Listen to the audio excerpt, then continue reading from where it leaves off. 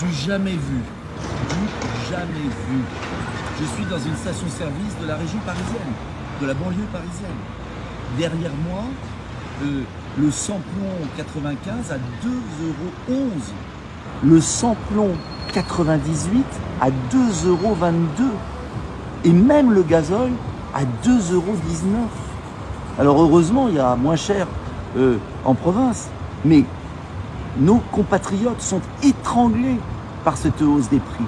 Et le gouvernement n'en a rien à faire. On voit que nos dirigeants, M. Le Maire, M. Hollande, M. Macron, n'ont pas de fin de mois difficile. Je crois qu'ils n'ont pas dû remplir le plein d'une voiture depuis des années. Mais est-ce qu'ils se rendent compte des souffrances des Français? Et tout cela à cause de leur surenchère. Car oui, je persiste et je signe, je l'ai présenté hier, un plan de paix est possible en Ukraine.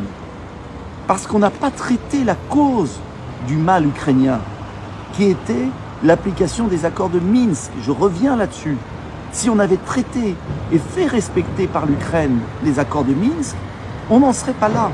Bien sûr que Poutine est responsable de l'agression, mais il ne faut pas oublier ce qui s'est passé avant. Et je regrette que le gouvernement qui devient complètement suivi et qui suit les États-Unis se lance dans une politique de sanctions qui vont se retourner contre la France. Ce sont des milliards qui vont être évaporés. Tout ça pour plaire aux Américains qui sont ravis de vendre leur gaz aux États-Unis, pour plaire au Qatar. Est-ce que le Qatar a envié en termes de droits de l'homme à Poutine?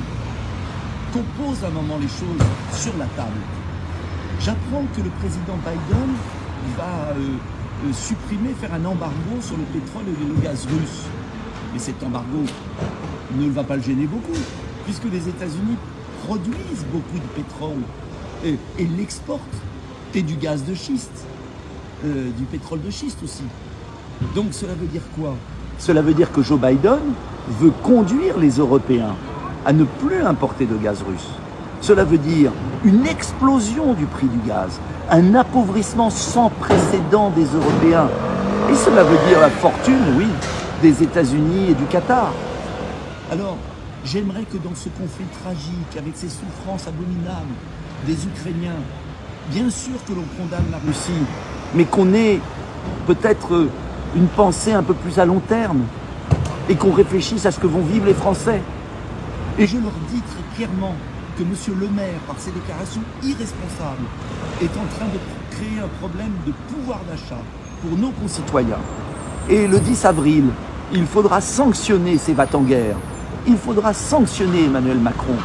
Je le dis parce que c'est la vérité et qu'on peut avoir une initiative de paix avec une réussite en Ukraine.